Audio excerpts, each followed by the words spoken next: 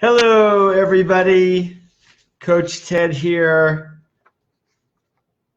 for another Facebook Live. I'm excited to be here today. Got some good information for you, some answers to some questions asked by one of the members of my new Facebook group. So to introduce myself, for those of you who don't know me, I'm Coach Ted, and I'm an ADHD life coach. And I love helping people like you get organized and productive so that you can enjoy life. Isn't that what it's about, enjoying life? So today I'm going to be answering some questions posted, as I said, in my free Facebook group. And let you know at the end of the training, I'm going to invite you to join the group. So you can connect with others like yourselves and get support and give support around ADHD challenges. So I'll give the details at the end of this video. So let's get started. So Isabel, questions asked by Isabel in the Facebook group. Thanks, Isabel, for doing that. Give me something to talk about today. It's great. So, okay, so Isabel asks, how do you trick yourself into doing something that's boring but necessary? Big issue for those of us with ADHD. One of the hallmarks of ADHD is that if we're not interested in something, we have no motivation to do it. And so we have the challenge of what do we do when there's something that we really need to do, but we really don't want to. So here's some things you can do in that instance. One powerful thing to do is align the task with your values, with something that's important to you. So, for example, if your boss asks you to write a report and you don't really want to do it, but you really want to be seen as professional,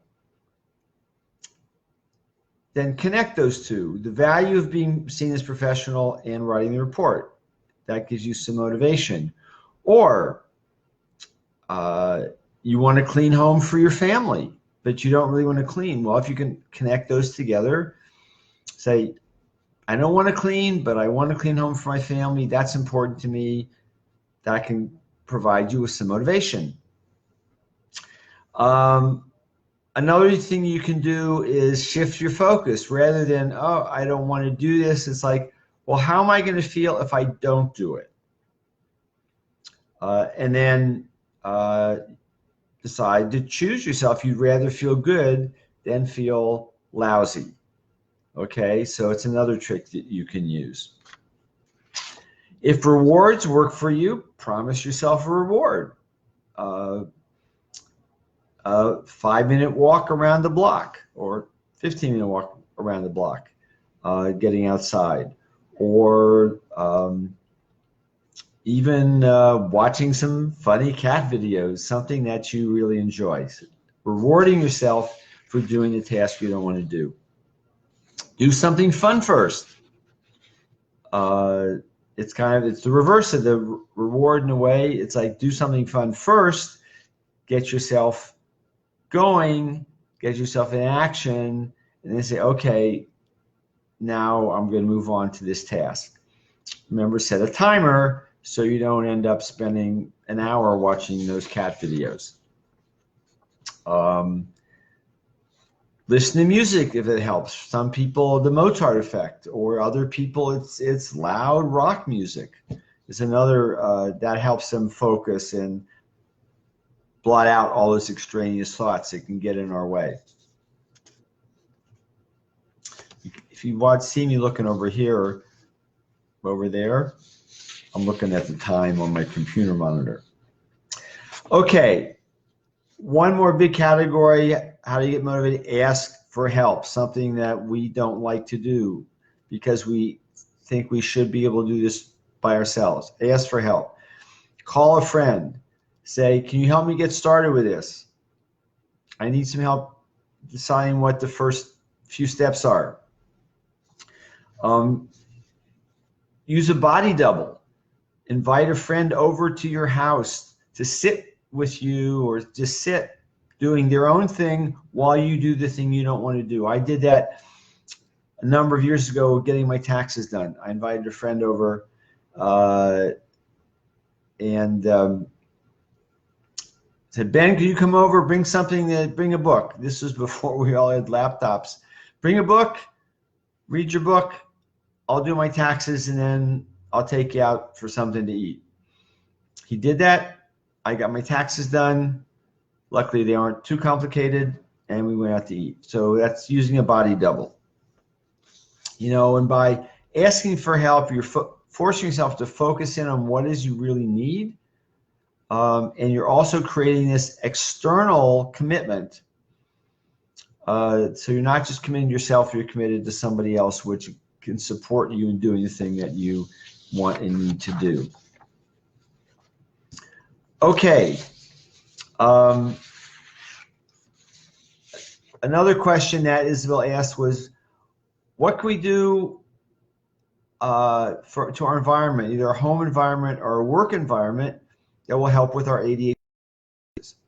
So just a few ideas around making your work environment more conducive to being productive and getting stuff done, which of course we know is always a challenge for us. So one big thing, eliminate interruptions, as many interruptions as you can.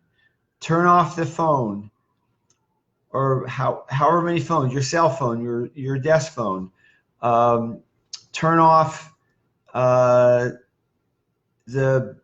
beep or the message on your computer that tells you you have an email, or also on your phone, on your tablet.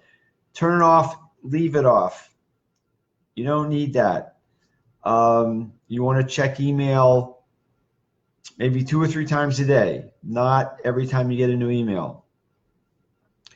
Let people know that when you're working, you don't want to be interrupted if you work in an open office. Close your door if you have your own office.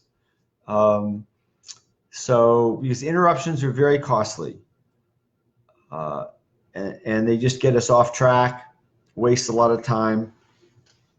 So big thing, eliminate interruptions. Clear your desk. Only have what you need on your desk.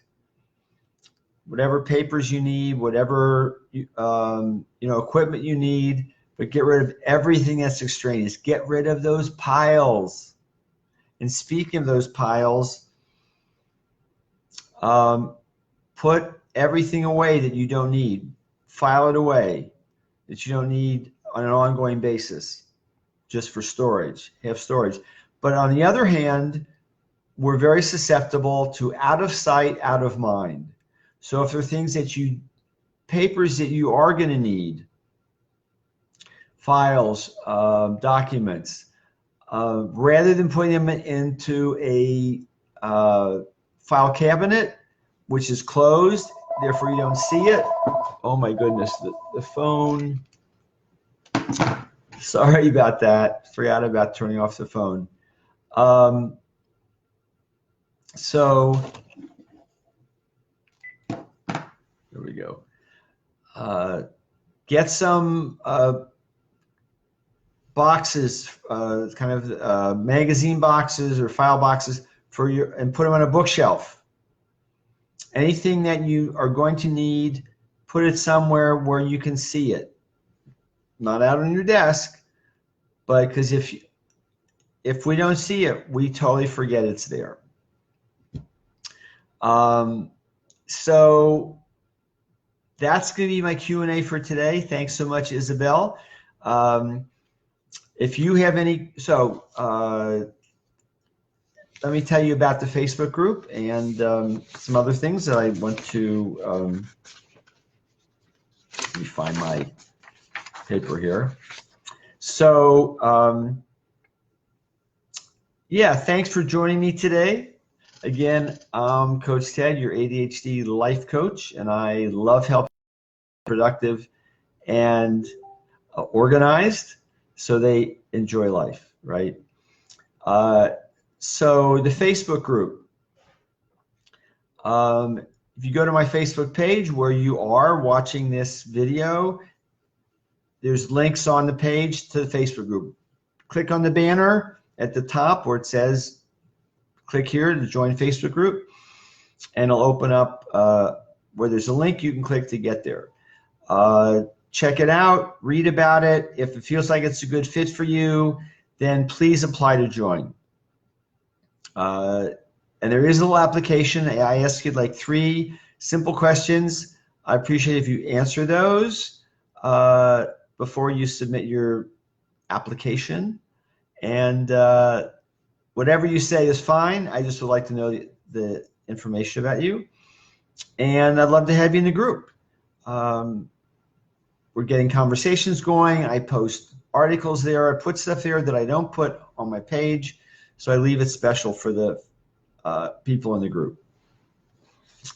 If you want to connect further with me, type #connect in a comment, and I will contact you by PM within a few hours, and we can set up a time to talk. If you're watching this on replay, type in #replay so I know you were here. So that's it for today. I'll be here again next Wednesday at noon Eastern Daylight Time. I'll be here every week Eastern Daylight Time. Actually, I realize I'm not going to be here next Wednesday. I'm going to be here Thursday. Next Wednesday is Yom Kippur, so I won't be on the computer, but I will be here next Thursday. After that, though, back to Wednesdays. So that's it for today. Again, thanks for being here with me. Have a great rest of the day.